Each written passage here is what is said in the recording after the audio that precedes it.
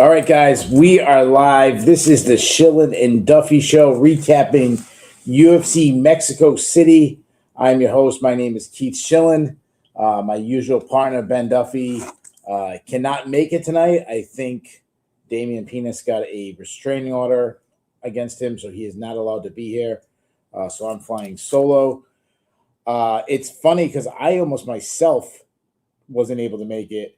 When we were filming the preview show for UFC Mexico City, it was actually snowing extremely hard here in Rhode Island. We got hit with a blizzard, record-setting blizzard. My whole life I've been growing up, I've been hearing all the old folks talk about the blizzard of '78 and how bad it is. Well, we actually got something like 10 more inches than they got. There's snow everywhere. But because of that, the high school wrestling state championship, which I attend because I'm one of the coaches of a private club, or a lot of the top guys go to our club, so I would be there supporting these guys. That got moved to Sunday. Somehow they're going to try to get the entire tournament in one day, but because of that, I was able to watch this event. Obviously, I don't have a co-host, so I'm asking the chat to speak as much as possible so we can try to you guys can all be the co-host. We can kind of go back and forth instead of just me talking. I'm also going to need a question for the Know Your Host question. It'd be even more fun if we get multiple questions and we get the chat involved. So let's get right into it. The main event, Brandon Moreno took on Kavanagh. Kavanagh winning a unanimous decision. I will say, me and Ben, we are not the bragging type. Usually, if we get a right call, I had a really, really good night in picks overall. I think I went 11-2 on my picks. I had the Daniel Zellhuber fight wrong, and I took a chance on D'Andrade. Almost called that one, but I see people talking about, did I say something about Charles? Oh, people asking about Charles Johnson. People talking about next fight. So this is a fight that both me and Ben, we went with a consensus upset pick, taking Kavanagh. I mean, he had his back against the wall, taking the fight on, somewhat short notice. Not extremely short notice, but somewhat short notice. I know he was preparing for his own fight, but having to go to Mexico City where Brandon Moreno is a superstar, headlining a card against Brandon Moreno, step up in competition, coming off a knockout loss. I had people. I'll say this. I had one guy message me. He was very respectful, so I'm not going to call him out my name. But he was like, dude, I can't believe you guys both took Kavanagh. Like, that's a bad pick. He said all the reasons why what I just said, which makes it, I think, even more impressive what Kavanagh did. Kavanagh, man, let's talk about this. I definitely think, obviously, stock is up for him. It's a best win of his career. I will, and I apologize. I'm not looking at the camera. I'm looking at the chat. When I have Ben, I can look directly at him. It's kind of weird when I'm just looking at myself. So that's why my eyes are off to the side a lot to talk to you guys in the chat. I'll try to get as many comments as possible. The good of Kavanagh, obviously, his striking is awesome. I mean, his speed is awesome. His accuracy. He went to the calves, and honestly, I don't think he went to the calves enough. I think if he continued to chop the calves more, he could have got a knockout. He reminded me, the way he was chopping the calves early, it reminded me of like a vintage Jose Aldo, where he's landing strikes, but he's not opening up too much, but just enough striking to keep the hands coming up, and then he's coming down to the calves. That looked really good. I think the most impressive was in the second when he had Moreno hurt bad, almost put him out. And there's always this balance when you get a guy hurt. You have majority of guys that are going to try to get the KO. They're going to go in, they're going to throw everything you have, overthrow their shots, try to connect in the big one, put a guy out. The positive of that, obviously, is you get a knockout, you finish the guy. The negative is you throw too much, you don't get the knockout, you gas yourself out, especially in elevation, and then you end up losing the fight. The other balance is you get a guy who hurts them and they don't go in for the kill. They're like, oh, I don't want to gas out, and they stay too reserved. And they don't sees an opportunity. Kavanagh was right in that middle where he went in for the kill, but he didn't go too over aggressive. He was still composed. He was picking his shots, but he was still landing. He obviously upped his output. That I thought was really good. Now here's the bad. The bad was he's in Mexico City, and he ended up winning. The scorecards luckily were in his favor. I think there was, I want to say, either 149-46 or 249-46, and there was definitely at least 148-47. It might have been 248-47. Ben's much better at catching those scorecards than I am. But the fact that it was close in a fight that didn't, like, it was closer on the scorecards while Moreno's winning rounds. In a fight, when you watch the action, it isn't. The skill set on display was, Kavanagh was way ahead.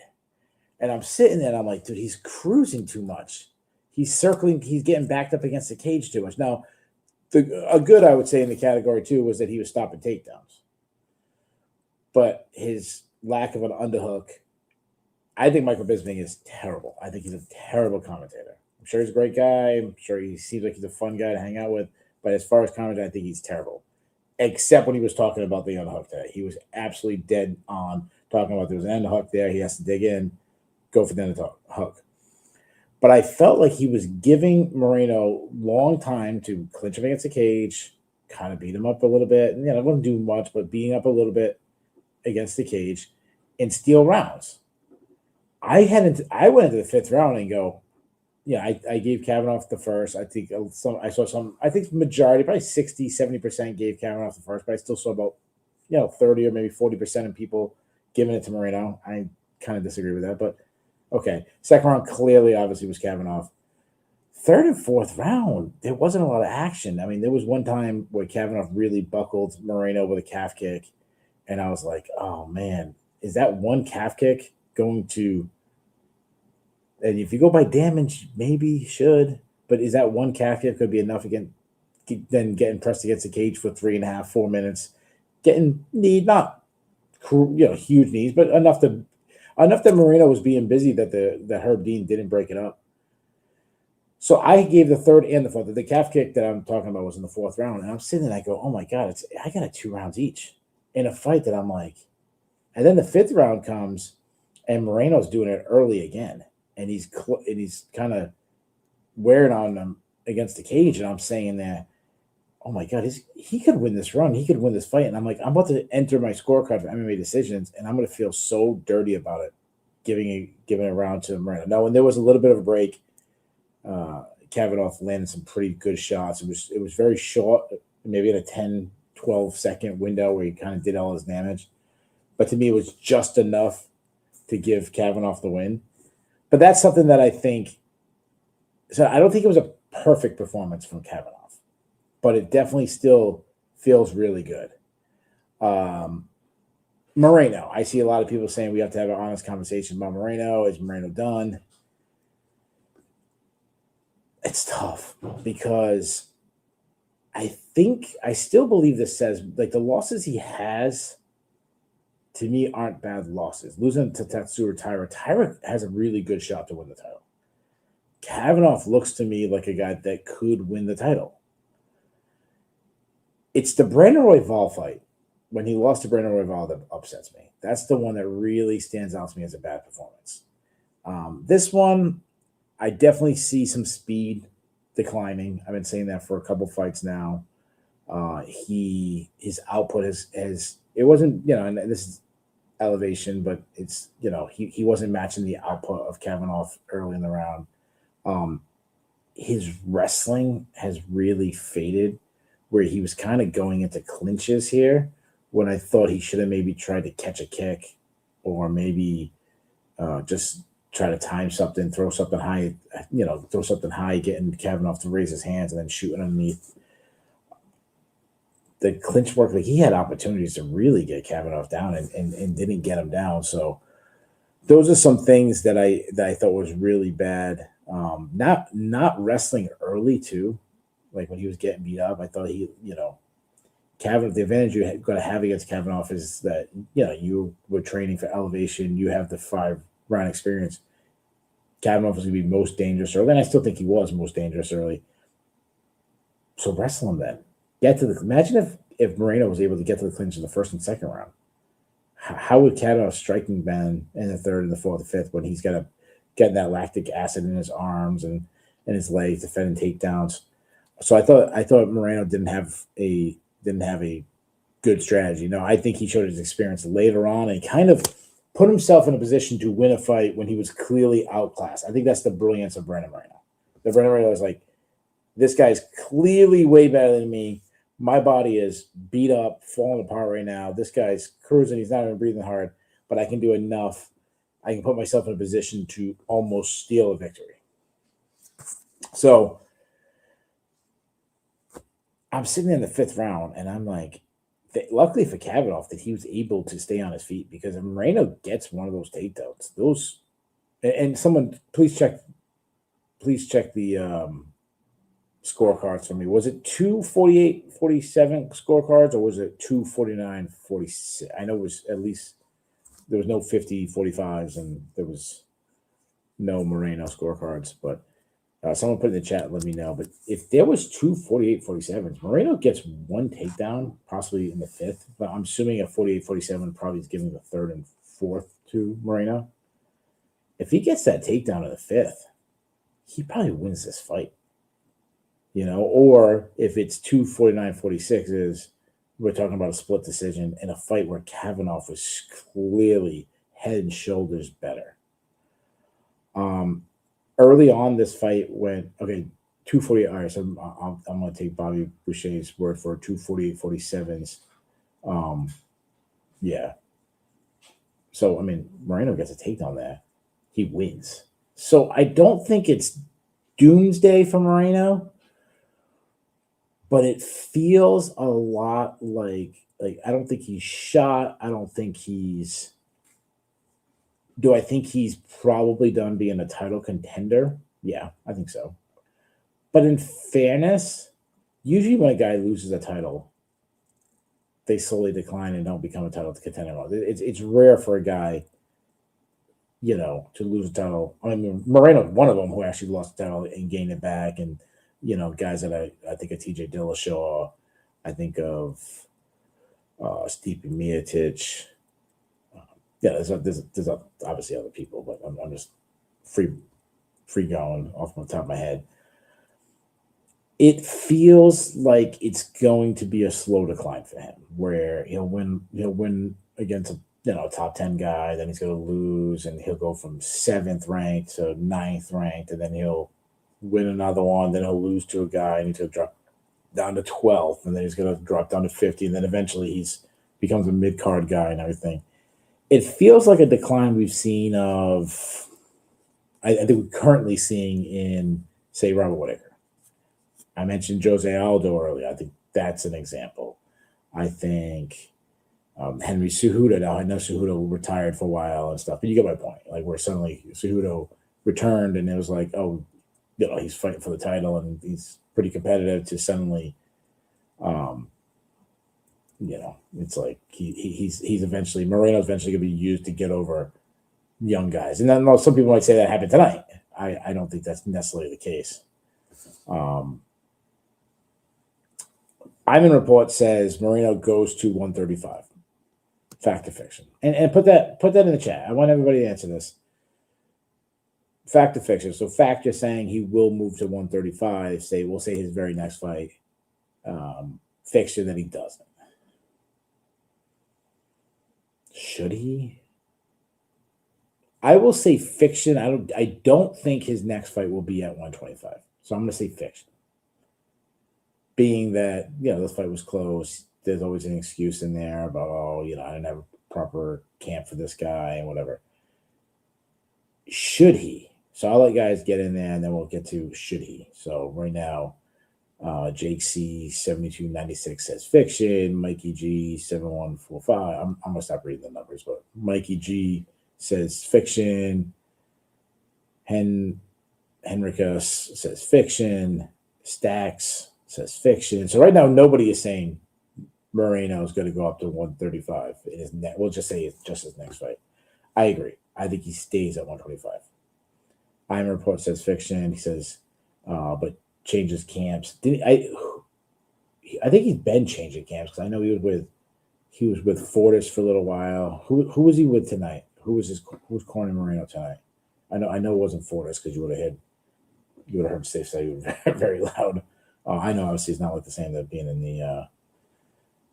the Apex, but I will. Should he? That'd be the next question. So let's put it. Say so. Just yes or no. Should he move up to 135?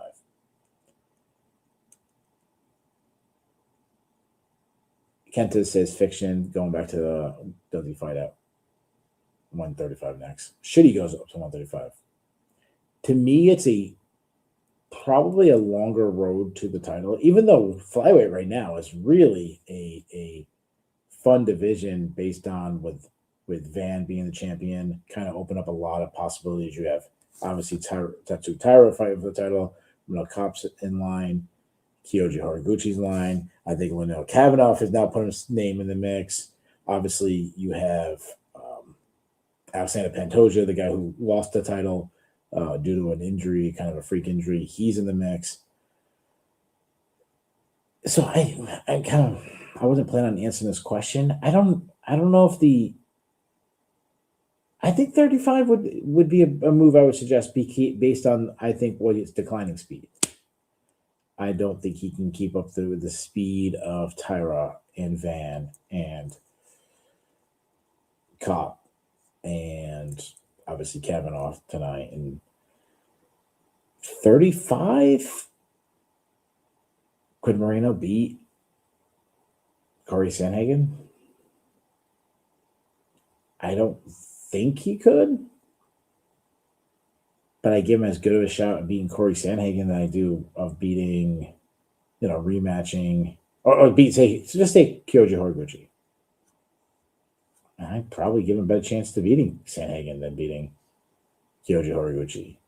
Does he right now? If you had to take Moreno to win the title against a champion, against Josh Van or against Pierre Dion, who do you give him a chance to be in? I know I'm higher on Van than most people.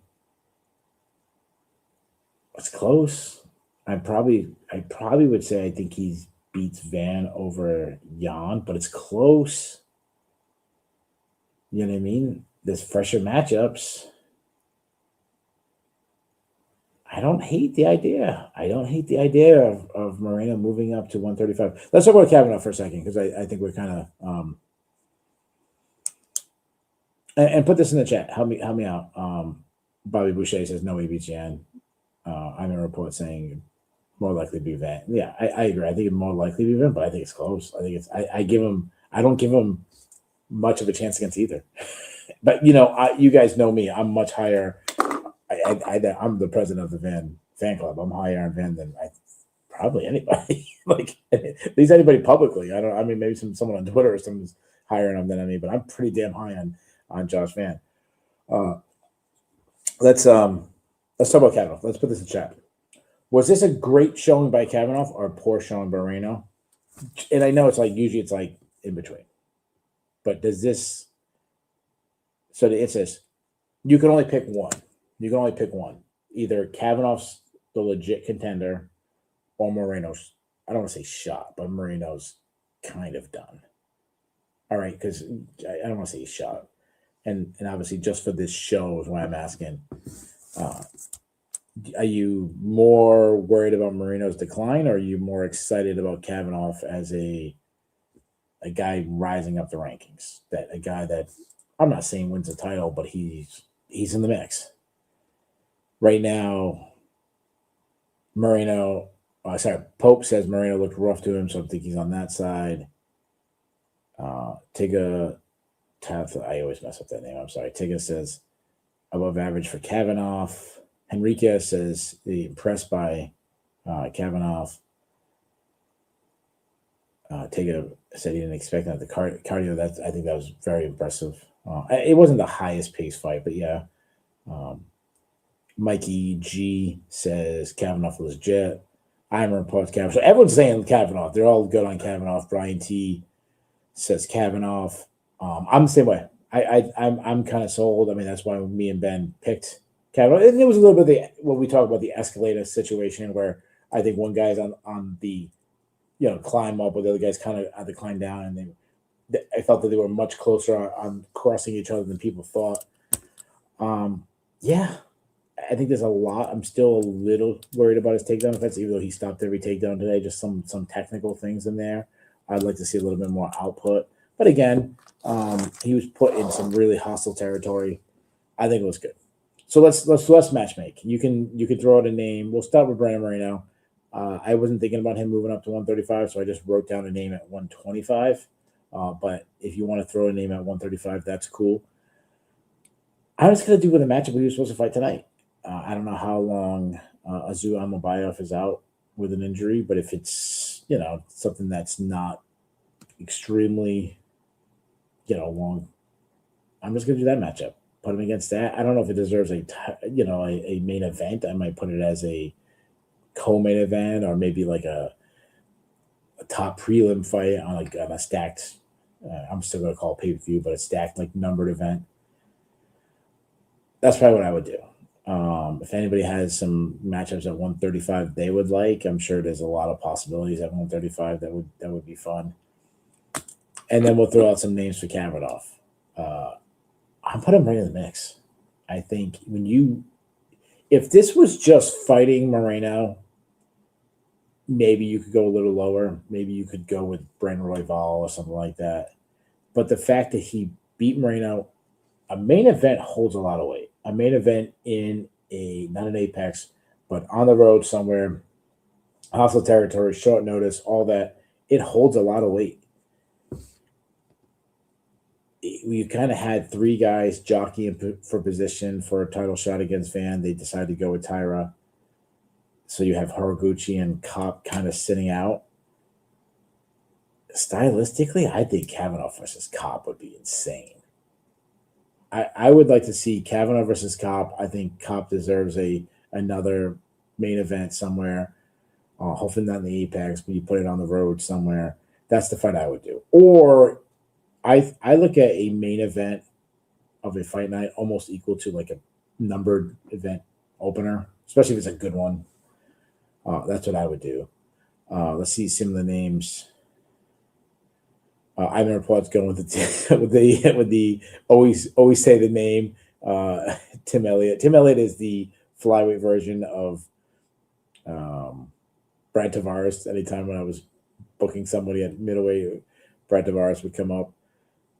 Ivan Report is switching. He also mentioned Kavanagh. He's switching him with Moreno and saying that he should get Amabayev. I feel like that's a step down for him after beating Moreno. Mikey G going with Royval. I think it'd be fun stylistically. Royval is never in a boring fight.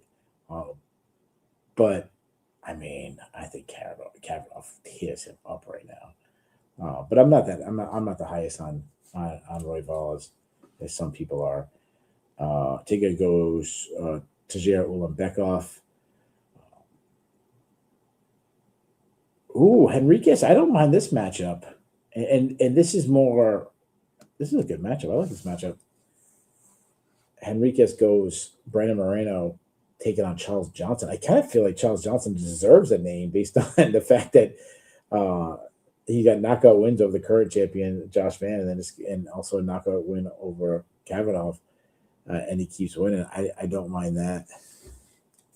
Bobby Boucher goes kind of two veterans, Moreno versus Alex Perez. All right, let's move on. That was the main event. We're probably going to breeze through these prelims a little quicker. It's not the deepest prelims, but in the co-main event, Marlon Chito Vera took on David Martinez. Martinez winning by unanimous decision. I've seen a lot of people upset with Martinez's performance. I saw some people actually score the fight for Vera. I think that's wishful thinking. I think the first two rounds were pretty clear for David Martinez. I'm on the opposite. I think Martinez looked great. I think he looked intelligent. I think he put himself in a position to win. Yeah, did things get a little dicey in the third? Sure. You're going against a tough veteran in Chito Vera. But the good he did, I mean, he's fast on his feet. He moves, he circles well, and everyone hates all the movement he's doing. I saw a lot of people saying, "Oh, he's running."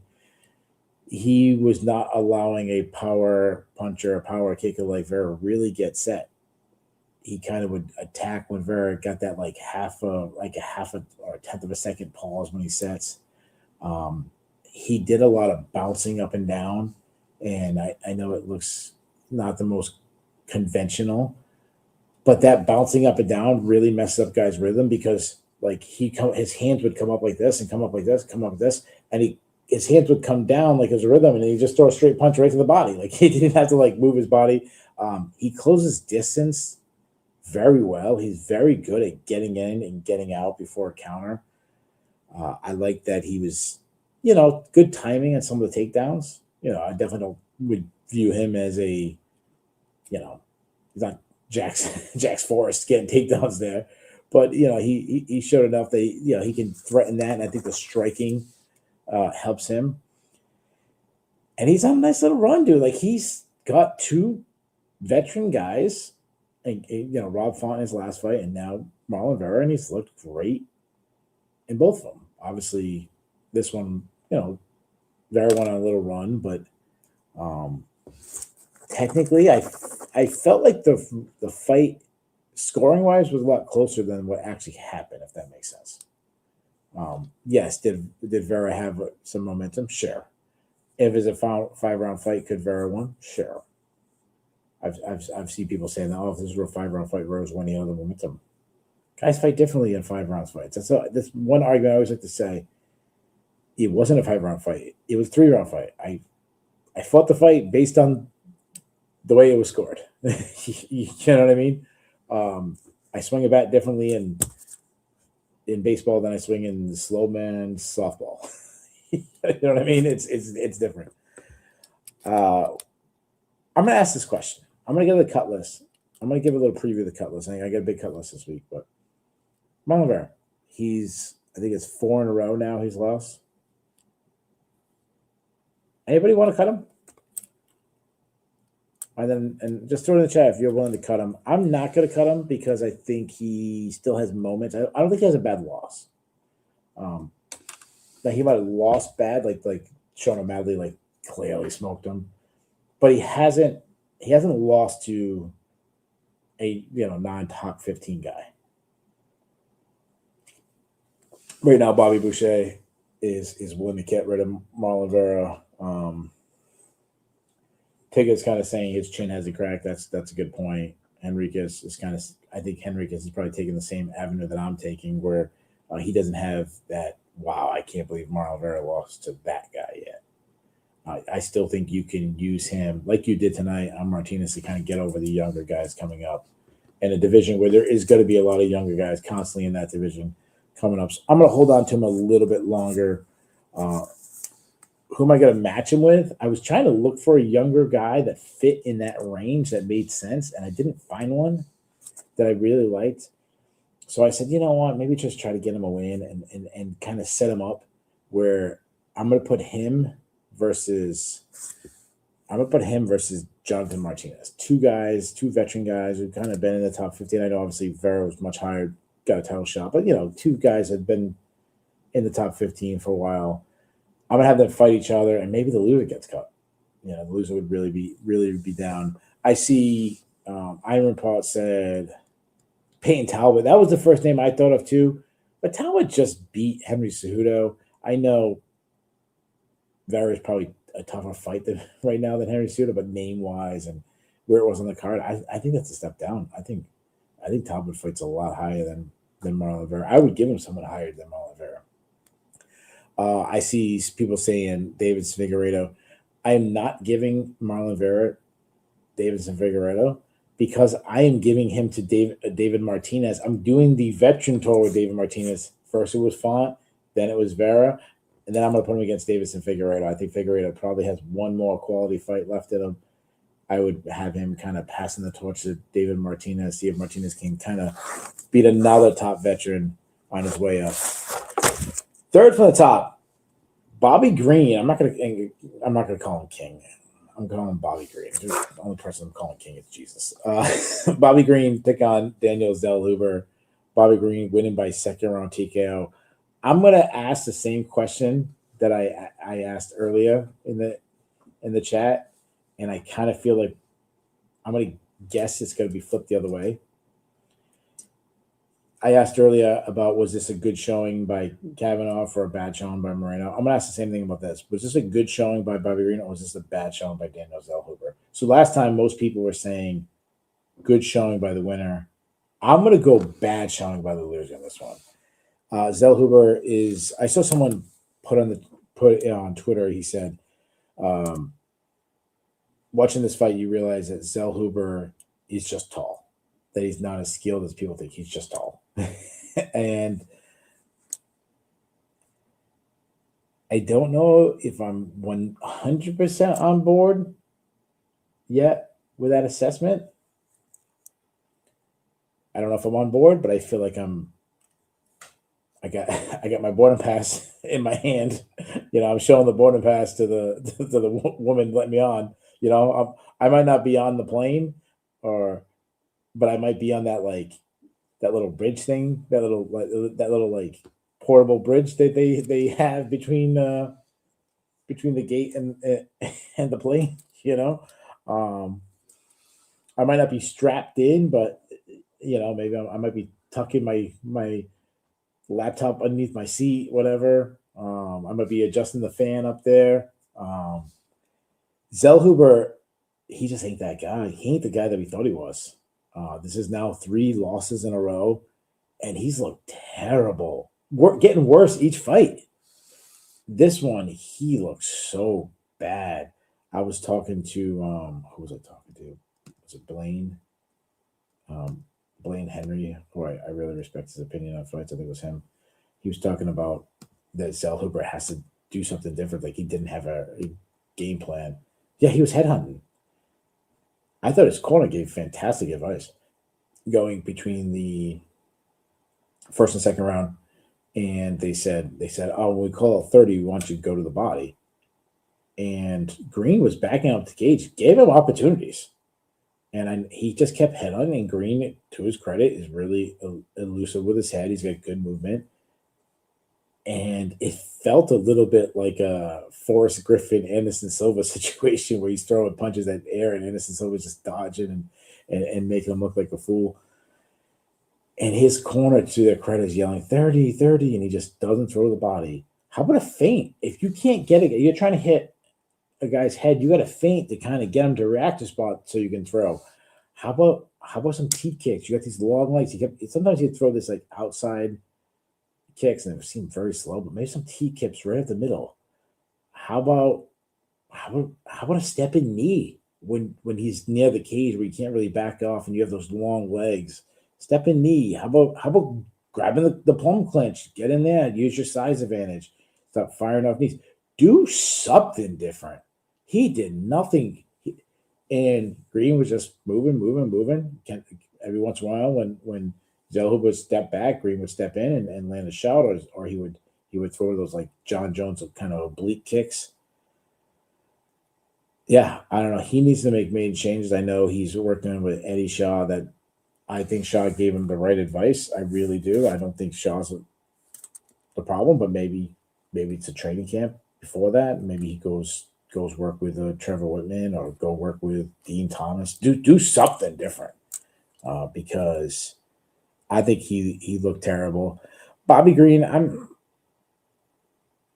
I see Tigger saying that Green has a style that throws people, and that's true. He has a very unique style. He's not a traditional MMA fighter. But Green has had some terrible performances too. I'm still selling that. This was just so bad on Zellhuber. Fun to see Green win. He can be really fun at times. Before that, Edgar Charez took on Felipe Bunes, with Charez winning by split decision. A really close fight. I think the closest fight on the card. I'm going to ask everybody how you scored the fight. I went 29-28. Edgar Charez. I gave him Charez. I gave Charez the second and third round. As soon as he was able to, I think there was like 2 things that happened in this fight. As soon as Charez started basically picking up the output, he was really starting to take over. He just upped his volume. His volume was bad. And then obviously Bunes had success taking Edgar Charez down, taking his back.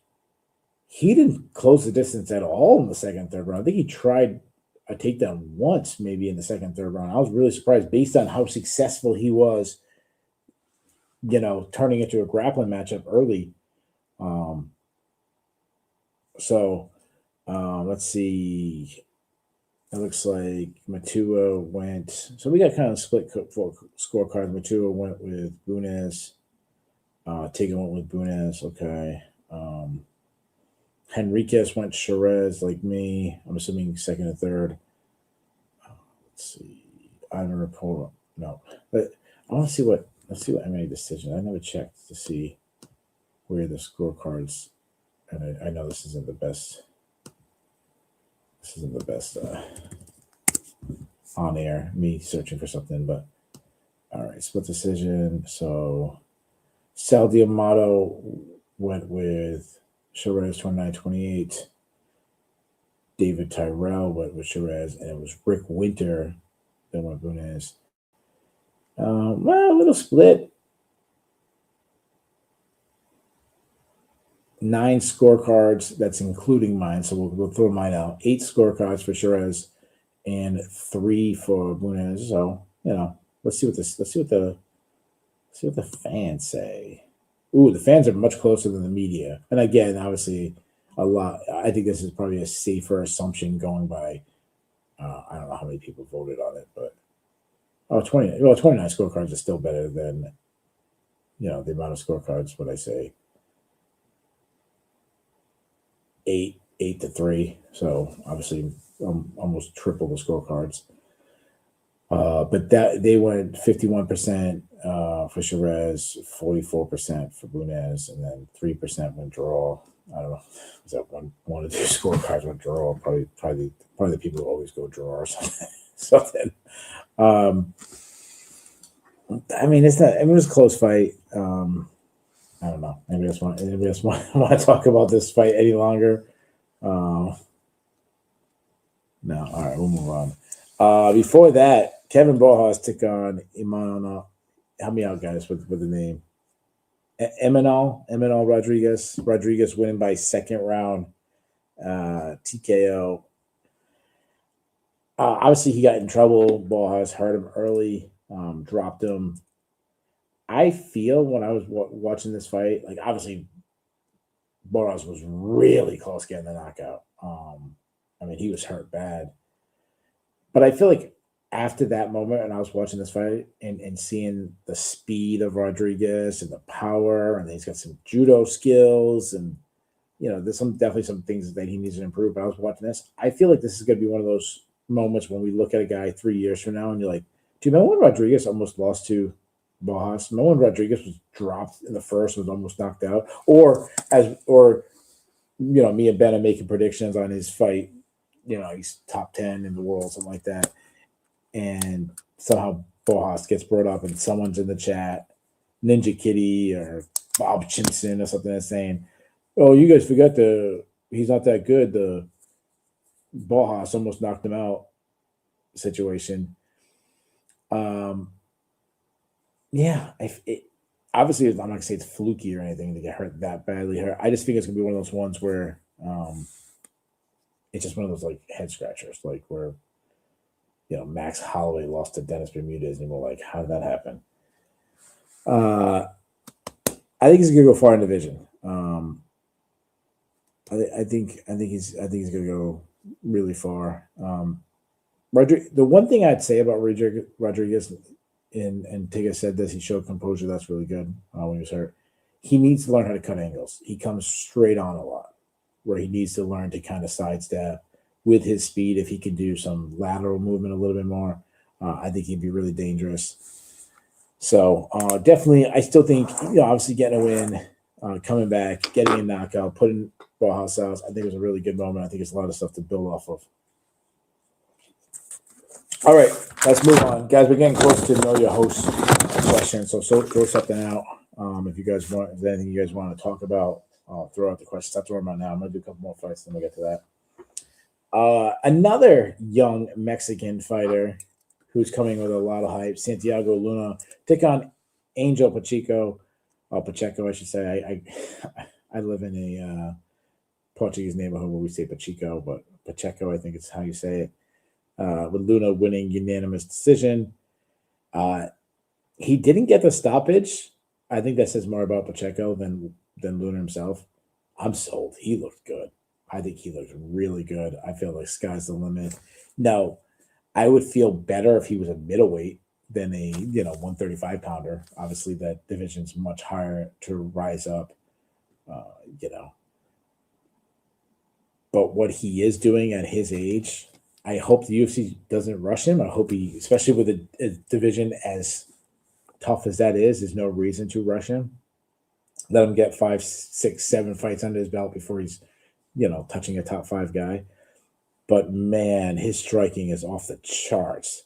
He is such a good. I loved about him is he had the very technical, nice, tight jab, but then he also would follow up with this I don't want to say looping. It wasn't a Chuck Liddell overhand right. It was much more tighter, but just he jabbed, everything's coming straight, and he would just throw this overhand right that would kept landing over the top. And I was like, man, this guy's good. He looked good. And then he mixed in a couple of takedowns too. And I know, again, he's going against a very low level UFC guy, but this is the level of guy he should be fighting at 21 years old. I don't want to see this guy fighting a top 5 guy, top 10 guy till he's 25, 24, 25. Do not rush this guy. Again, Pacheco, here's what he is. I think he's just super skilled. I'm sold. Is anybody not sold? If you're not sold, just put in the chat, not sold. Just those 2 words, not sold. Or if you want to say not sold and the reason why, put in the chat. And I'm sure we can talk about that before we get to the next fight. Or while we're talking about the next fight. The next fight is Jose Medina took on Ryan Gandra. Gandra in his UFC debut, winning by first round TKO. I didn't learn anything about Gandra. I'll give him credit. Getting a knockout is always good. Trashing a guy you're supposed to trash is good. I kind of said that before. We kind of have a little pressure when you're a huge favorite and if you win a decision, you're negative. I don't know what he was, but say negative 700 or something stupid like that. You win a decision, even if you win all 3 rounds. People, take Luna. There's someone out there saying Luna's not that good. He couldn't stop Pacheco.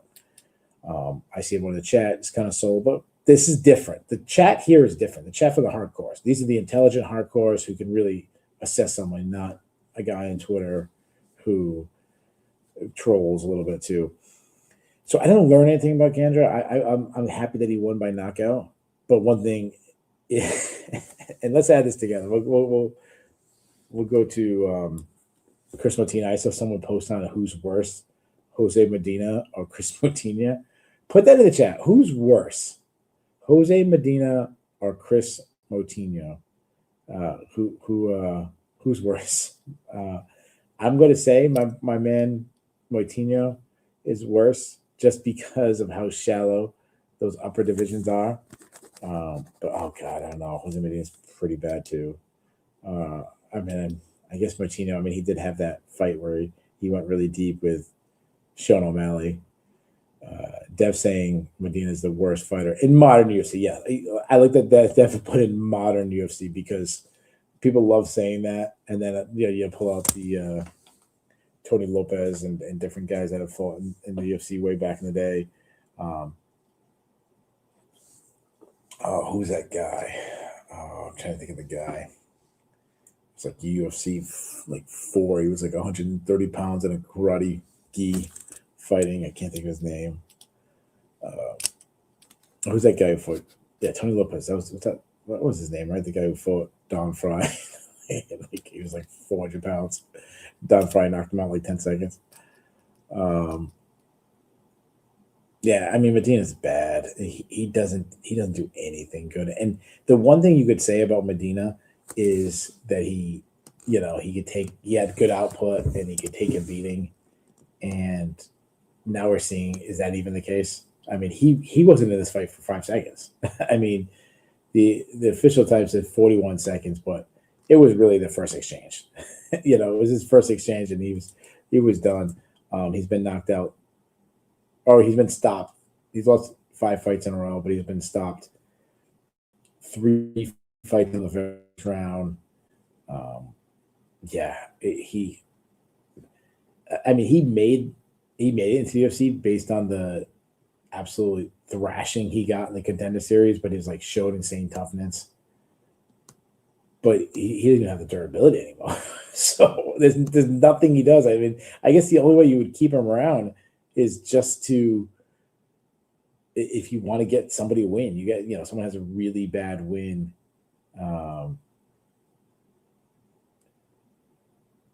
Did something happen today? I've been super busy. My wife had she's a music teacher and she had her drama plays today, so I went to that. But it says, Keith, as a police officer, how many more assaults can Armin commit on live TV in the U.S. before he gets deported for good? He got taken down by the Giorgio, the $1,000 if you take me down guy. Then kneed his head and started a brawl. Really?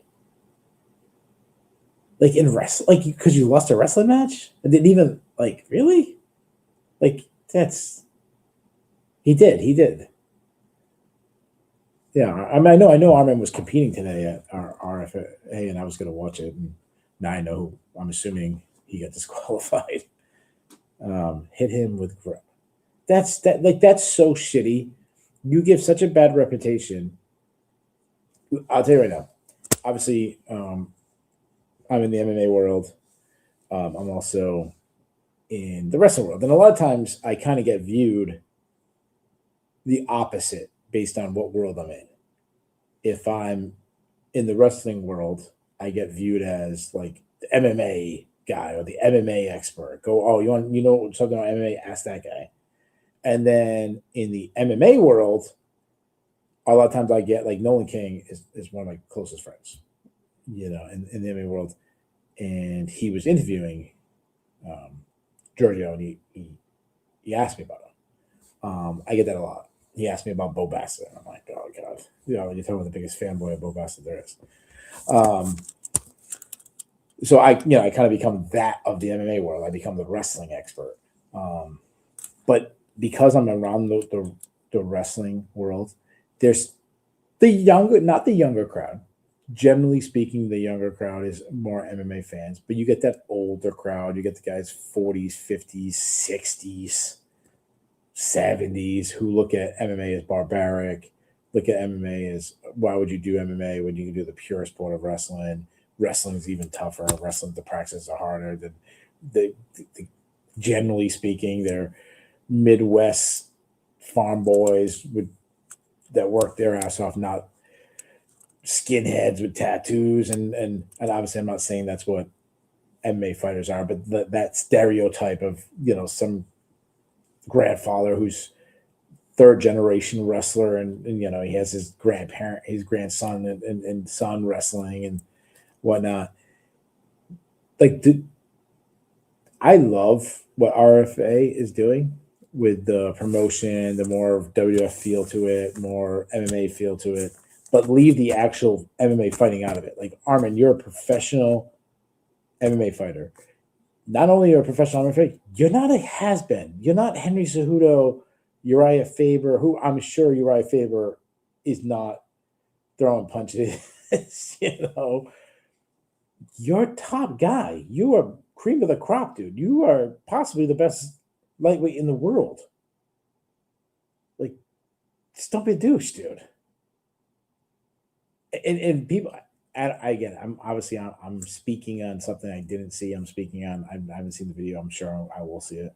But I'm speaking on, I don't know the whole thing.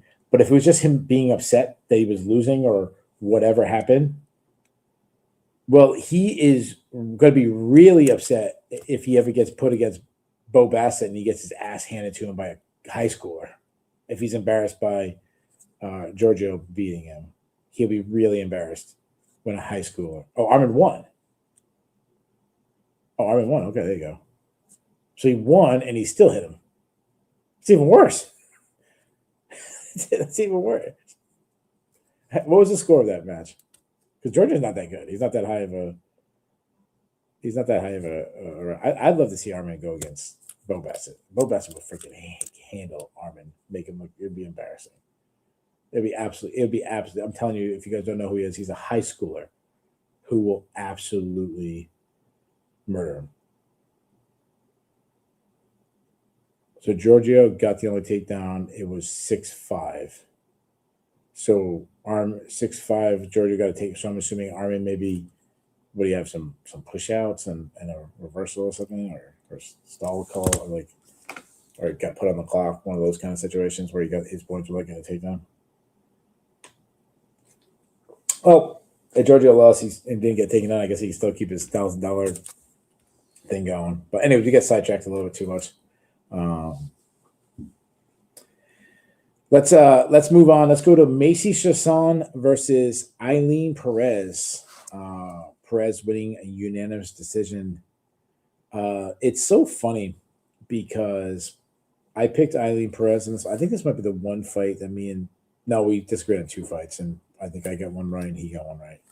I picked Perez when he picked Macy.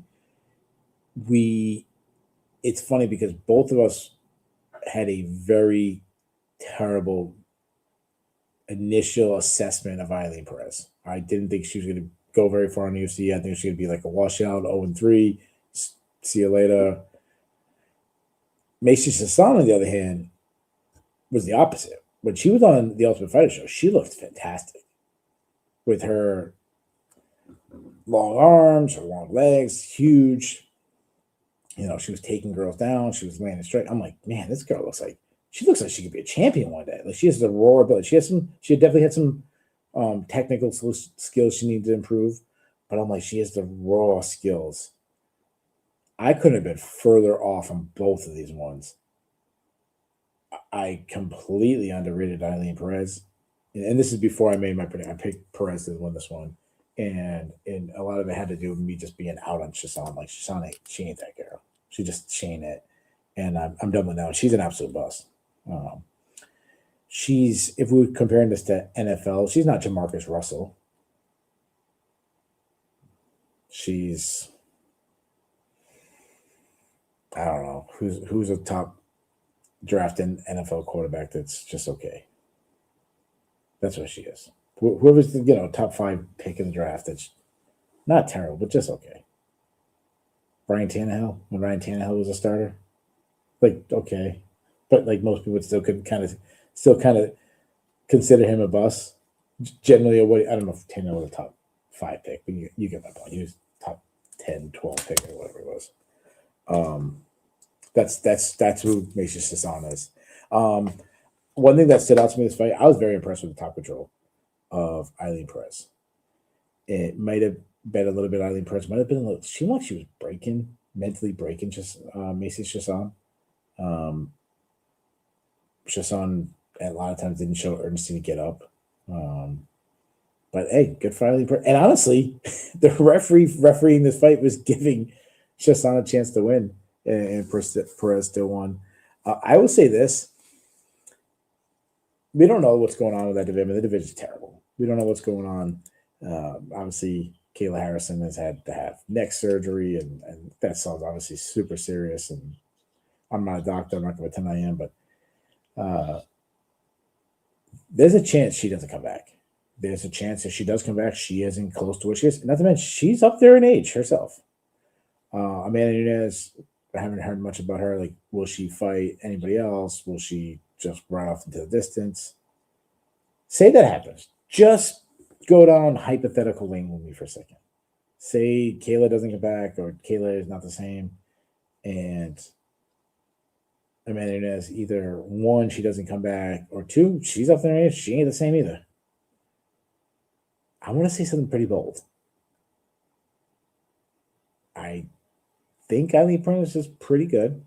I'm using that pretty good. I'm using the word good, like, in perspective of the division, not overall skill set.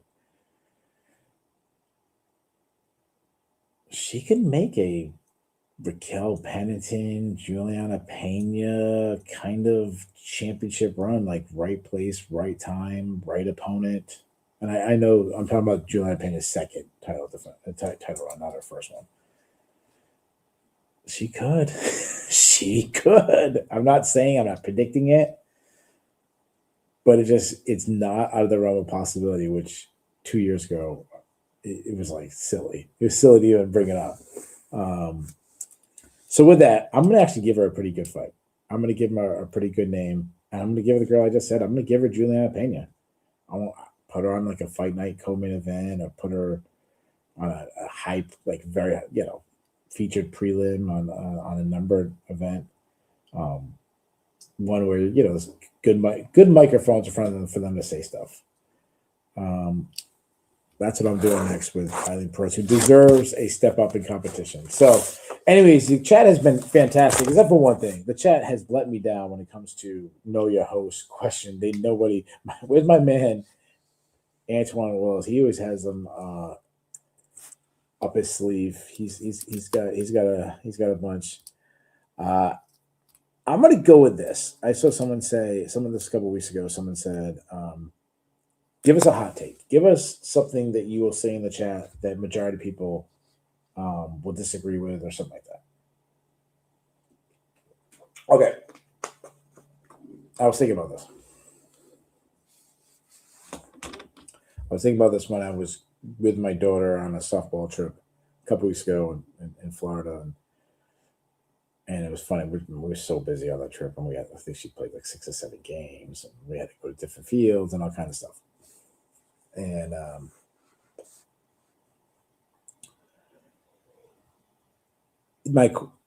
what I will say is, so people will say, oh, like vacations are supposed to be relaxing.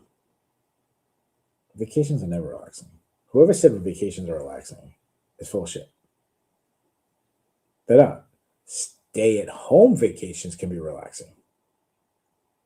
If you want to say stay vacations, if you own a pool and you want to go to the pool, if you want to go to the beach, you live like me, where the beach is not far during the summer, you want to go there, fine. But I'm talking about like what I consider vacations, like you're leaving your house, just staying somewhere else. Vacations is not meant to be relaxing. Vacations are meant to experience something. I know when you add in travel, you can deal with time changes right away. You change time zones, it screws up your sleep. That's not relaxing. God forbid you go to Europe or Australia or, Hawaii or something like, Second, what is relaxing about like spending a whole shitload of money to experience something for a week? Like you go to Disney World. You go to Disney World and you spend, a family of 5, we'll just say a family of 4. You spend thousands of dollars to go to Disney World. Going down to Florida with my daughter, we spent a shitload of money between planes and rental cars and food and everything. There's nothing relaxing about spending a whole shitload of money, if you're, traveling a family, you're constantly around. Like right now, my kids are in bed, but my kids can be down the hallway in their room. My other kid is down. One kid. We have 2 kids upstairs and 1 kid downstairs. The separation. When you're on vacation, there isn't separation. Yeah, you can get a hotel room at one of these Airbnbs where there's multiple rooms, but still, you got to jump in the car. You got to drive to this hiking spot. You got to experience things. That's why you go on vacation. But you're still gonna be around these people, and you can love them to death. But there's gonna be times you're like, "Oh my god, my son's so annoying," or "This is so annoying." So, I would say that's my hot take. Anytime someone says, "Oh, I'm gonna go on vacation," I hope you have a relaxing time. Just like, shut the hell up, dude. There's nothing relaxing about vacation. I'm going to experience things. Like I remember I went down to Washington D.C. and it's like, what do you mean? I'm not hanging out at the hotel. Like I'm gonna check out the monuments. I'm gonna be there for 3 days. I'm gonna try to hit as much things I possibly can to experience. So, Dev asks, if you had to listen to only one music album, what would it be? Like one of those, like you're stuck on a stranded island. And put it in the chat. I don't know. I'm more like a songs guy than a whole album.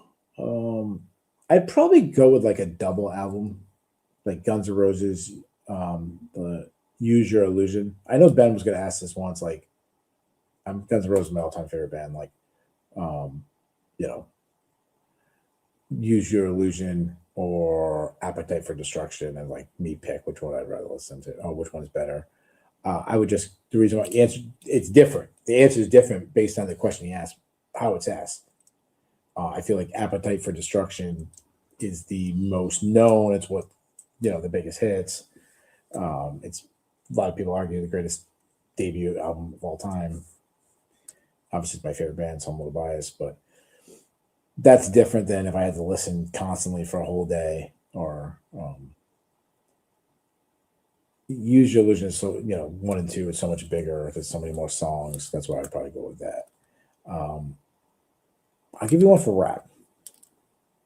If I could only listen to one rap album, to me it's Illmatic. To me it's silly. It's like this is a hill I will die on, and I know being a 40-something-year-old white male doesn't hold a lot. My opinion on rap probably doesn't hold a lot of weight. But to me, the greatest rap album of all time, there's nothing even close. To me, it's silly. I will die on this hill. It is Illmatic, and it is not even close. I love my Wu-Tangs. I love a bunch of other ones, but Illmatic, Nas, I think it's the greatest rapper of all time. Mr. Can the information says Keith only listen to BJ's. A couple good BG's songs. Matua respects my opinion of rap. You probably shouldn't. Tribe Called Quest is awesome, but Enriquez knows good music that Illmatic. So Ben is definitely the more music person than I am. Ben plays in a band. He's got like 10,000 guitars. Like he's definitely more musically inclined. I can barely whistle. So if you want to know music, I would take your opinion from Ben better than me. I'm probably more of the mainstream band. Like Ben will go to like some emo band or some like, I don't know, punk band that I've never heard of. Like you say punk music to me, I think Green Day, I think the Ramones. Like I think, Ben probably thinks of some band I never heard of. so anyways. All right. So guys didn't answer them. Let's see.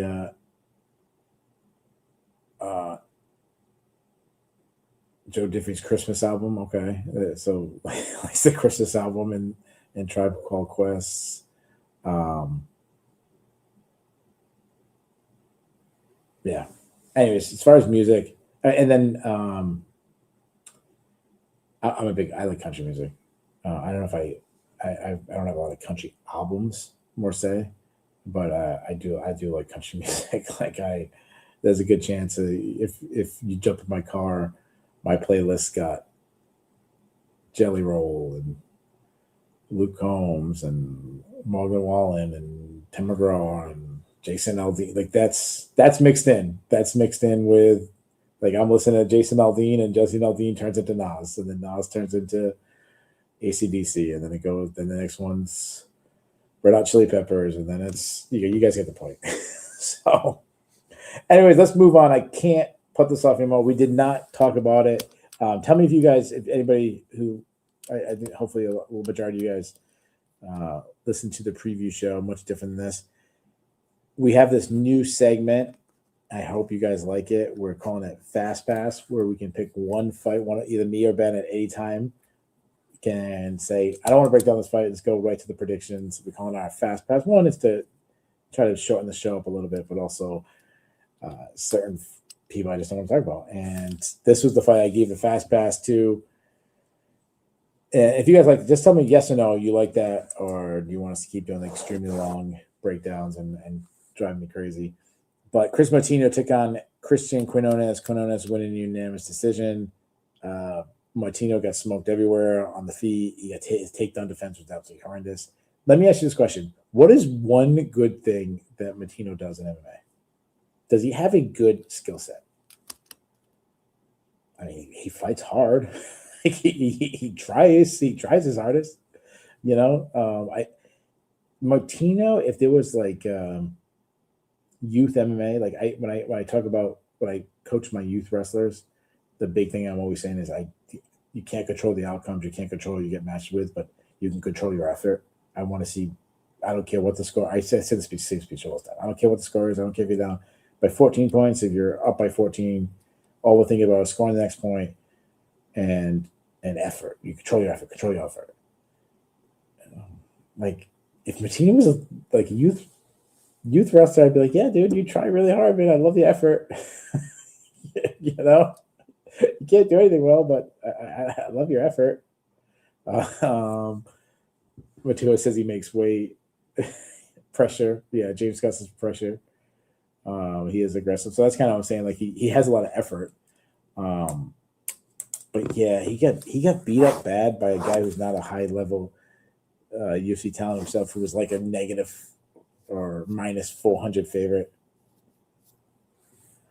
Before that, Douglas Silva de Andrade took on Javier Reyes. I almost had an incredible upset pick when I picked Douglas Silva de Andrade. Both guys landed huge shots. De Andrade had Reyes hurt early. Reyes recovered, then hurt De Andrade early. There was a stoppage with 1 second left in the round. I saw some people on Twitter being upset. Most people thought it was a good stoppage. I hate Herb Dean. I think he's a kind of past his prime when it comes to refs. He was fine here. I think he gave De Andrade every opportunity to get out. De Andrade wasn't reacting. He was getting punched in the side of the head over and over again. I think it was a good stoppage. Anybody disagrees? Does anybody think he should have been given like grace and had 1 more second? I don't. I think it was a good stoppage. So put in the chat if you guys disagree. I wouldn't mind seeing De Andrade based on his age. I wouldn't mind seeing him hanging up, retire. Before that, and you're going to have to definitely help me with the names on this one.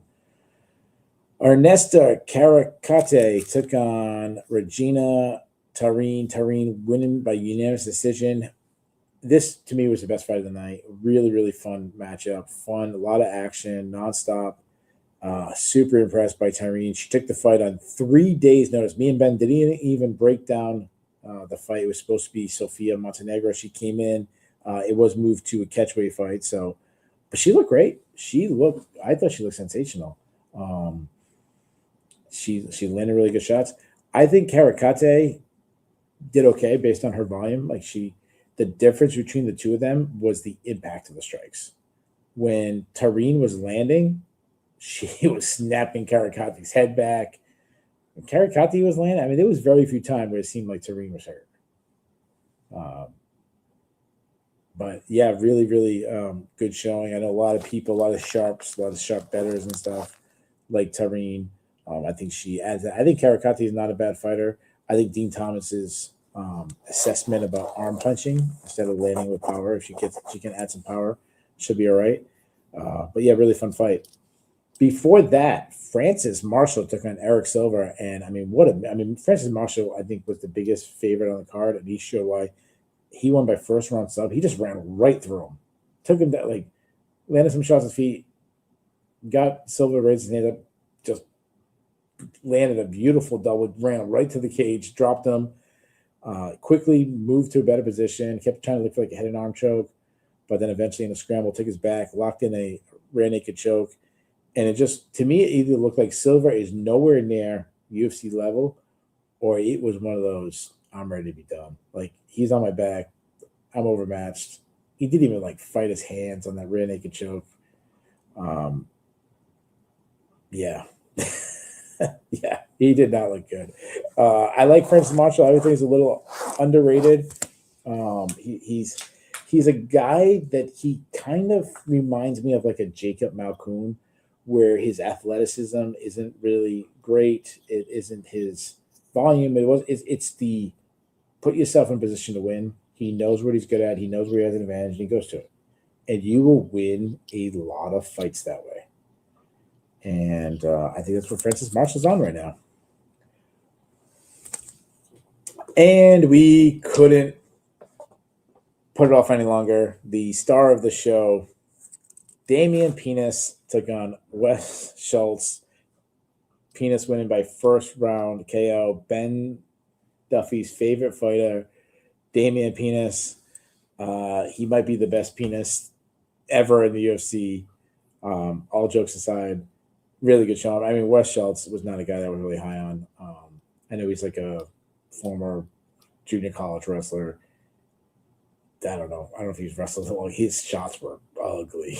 Like they were ugly, and Penis was just sticking it to him, hitting him in the face, landing hard shots, put him out. He looked good. I know a lot of people were really excited. A lot of people get excited for Penis.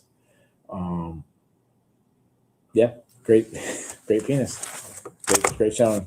So there you guys have it. We have covered all 13 fights in depth. Let's do some of the fun stuff. Let's start with the let's go with the awards. I'm gonna try to look up the awards. Obviously, I'm gonna look. I wrote down what I would pick for the awards. Let's see. Usually, okay, I do have the awards. And there's one fight of the night and two performances of the night. So I agree with the fight of the night. The fight of the night was Tareen versus Karikate. That's what I had. I thought it was a no-brainer. I'm glad that the main event didn't steal it.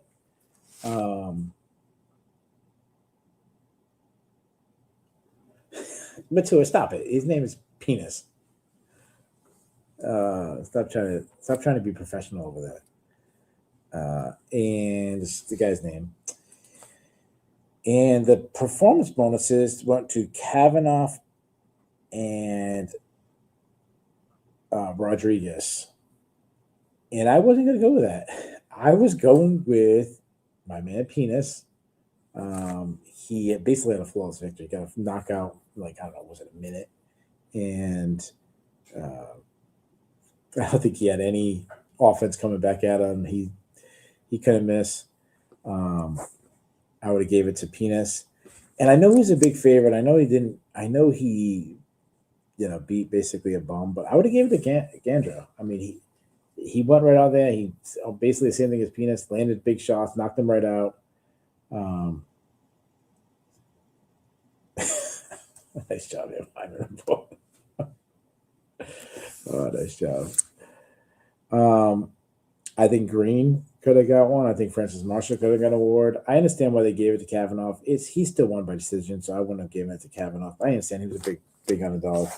And Rodriguez, he had to come back and almost got knocked out. Like, to me, this is the way I do performance bonuses. To me, I look at performance bonuses the way I look at outstanding wrestler of a tournament.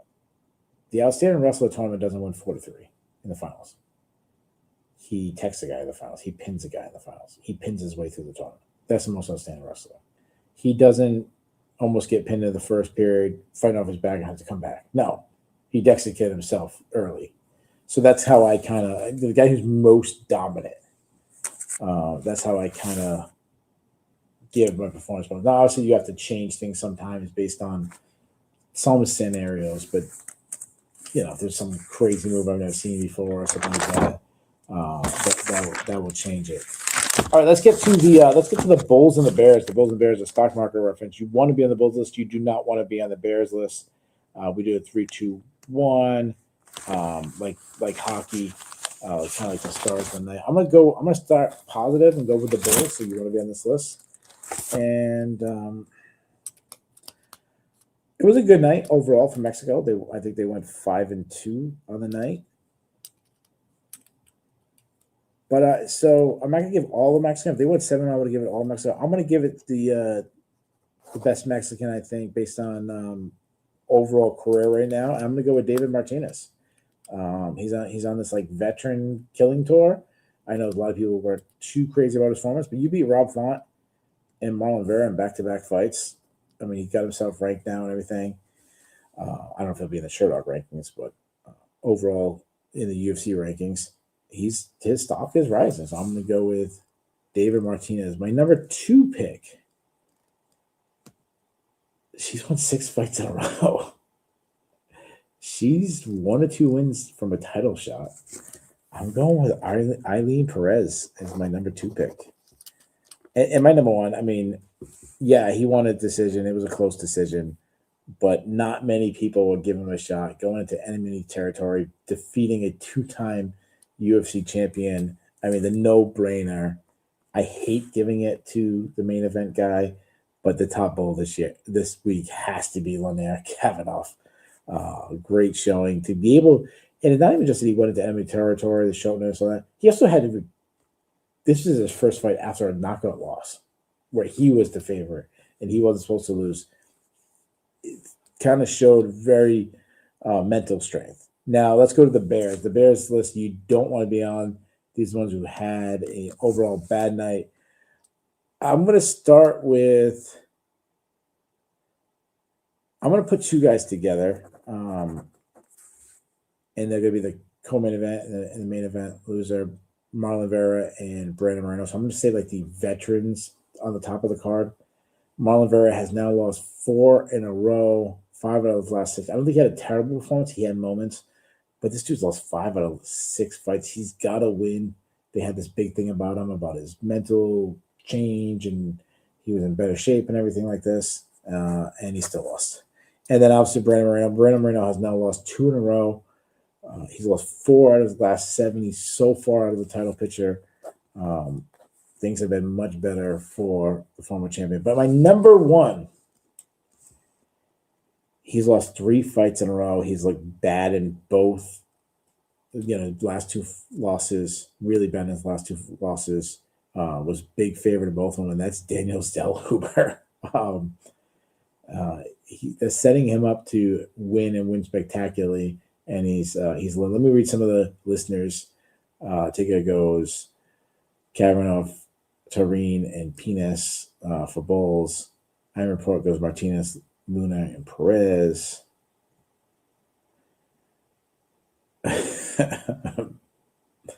Mr. Kin says bull penis is a delicacy in some countries. Nice job. Iron Report goes Bears, goes Marino, Cheeto, and Shillan. So I have very similar lists. Shillan was on my list. It was my number 4 one. Enriquez goes Medina, Zellhuber, and I'm gonna disagree with Medina. Like I don't think his stock can drop any further. I don't think he has stock. Stock zero stock can't go any lower. But okay. Tika goes Martino, Medina again. Another Medina. Okay, fine, fair enough. He actually, even in a win, puts Christian Quinones on the Bears list.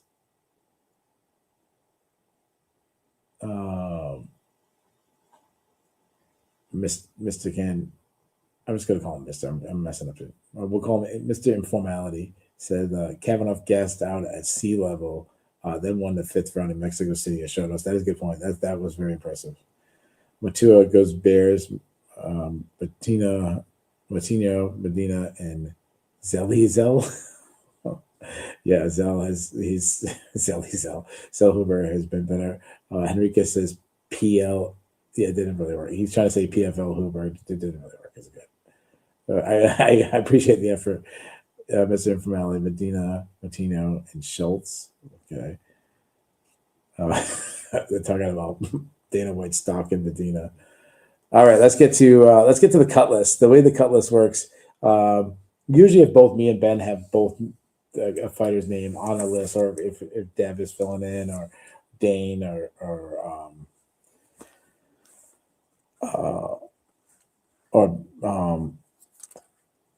Little Duffy is filling in. If 2 of the hosts has the name of the cut list, Adam, I should say, I couldn't think of Mr. Duffy's name for a second. If 2 of the hosts have guys on the list, we give the UFC permission to cut them. So being that I'm the only one hosting, it's going to be strictly off my list.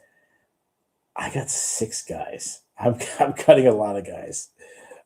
First, I'm starting with Eric Silva. He's 0-3 in the UFC. He's been stopped 3 times, and It couldn't be a worse run. Unless you're Chris Moutinho, who's 0-4 in the UFC, and that looks like he shouldn't be allowed in the building, shouldn't be allowed to buy a ticket. Angel Pacheco has lost 3 in a row. He should be cut. Kevin Borjas almost pulled the big upset today, but he's still 1-4 in the UFC. I would cut him. Felipe Bunes had moments, almost won the fight, but he's lost 3 of the last 4 fights. I would cut him. And the one that probably hurts me the most is Douglas Silva de Andrade. He's lost 3 out of the last 4 fights. He's 40 years old. He's been in the UFC for a really long time. He's had some fun moments. I hate cutting him. I'd rather see him just retire, but we know retirements don't exist. So, but that's my list. I did save. Oh my God! Did I not say Jose Medina? Oh, 7th one, Jose Medina. Oh, for sure, Jose Medina. I'm sorry. I don't know how I missed that one. Sometimes I forget about the cut list while I'm watching the show. But all right, guys, let's go to Dude Seriously, and I'll read off any listeners. Dude Seriously, if you have any. Dude Seriously, Javier Reyes coming out to a full YMCA dance. Like, dude, seriously?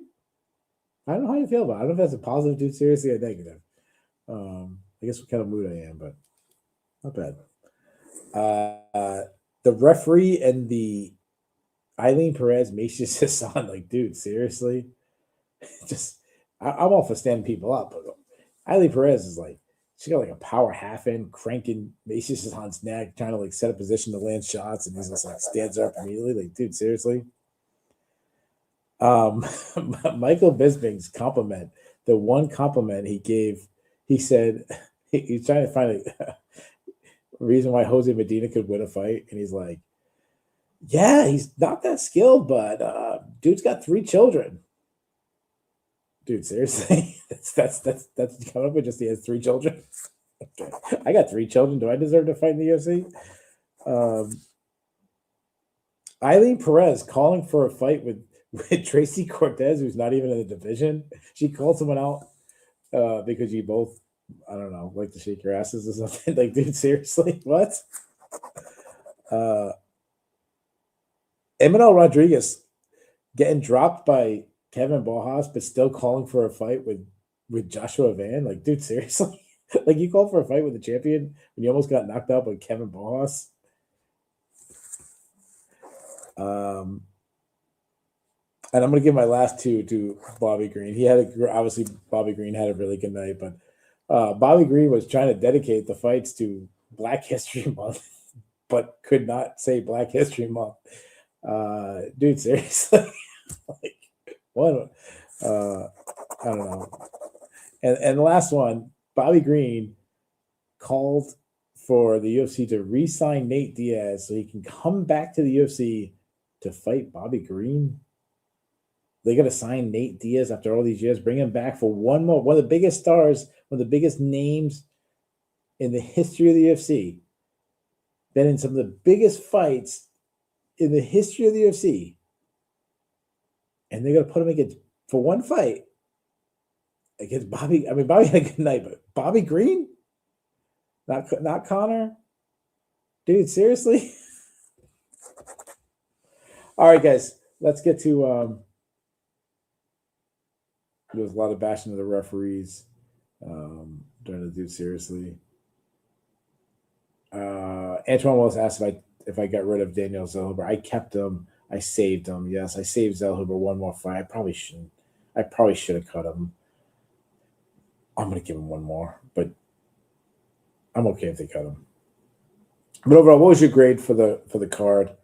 I was entertained. Like, there wasn't really any dull moments. I mean, the dullest fight would probably be,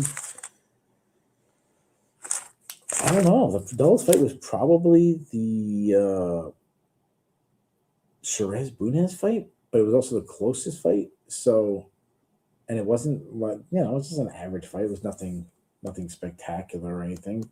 But I give it like a B minus. There was some fun stoppages. Some fun moments on the mic. The main event, I think, wasn't the greatest main event, but I'd say I was happy with the main. It delivered. So, I'll go like B minus for. Iron Park goes C plus. Mr. Informality goes solid B. Enriquez goes C plus. Tua goes C plus and a B minus. That range. Tigger goes C. So we're all kind of like same. Like, all right, now he goes. Now he's going a little. All right, Tigger changed his mind. It's going D now. So okay, so Tigger wasn't happy, but last question, always the hardest question. The chat was absolutely fantastic. I asked you guys to chat with me all night. It's hard doing a show solo, but I think we did as good as we possibly can. We got a little side tangents with Armin Sarukian fights and stuff like that. But my listener and I, you guys are all great. But I'm going to go. Oh, there were some great ones. Some people had me really laughing. I'm going to go. Mr. Informality was really good. But I'm going to go with a guy I don't think has ever won before. I'm going to go with Henriquez 21. He was strong going all the way. So I'm going to go with Henriquez 21 as my listener of the night. Anyways, thank you guys so much for listening. I had a lot of fun. I have to be at a wrestling tournament for like 16 hours or something like that tomorrow, or 14 hours. And so I got to be there like 8 hours from now or 7-something hours from now. So I really got to go. But thank you guys so much for listening. We will be returning UFC, 326, the BMF title on the line. Max Holloway versus Charles Oliveira, the rematch that's been like, I don't know what it was, like a decade ago or something like last for, or more than that. We'll be breaking down, me and Ben will be previewing that fight and the entire card. So I make sure you guys check that out. I'll probably do a couple of shorts if you haven't seen those. I post them on Sherdog. I also have my own YouTube, really mostly just doing shorts and fun stuff. I want to hit me up for more ideas of stuff you'd like to see. I'm just kind of playing around some spare time, not taking too serious, but if there's some things you'd like to see me do over there, it's Keith Shillan MMA. Make sure you check out that YouTube. Thank you. Like, subscribe, do all that fun stuff. Thank you guys so much. And we will be back this time next week for another live recap show, recapping UFC 326. See you guys.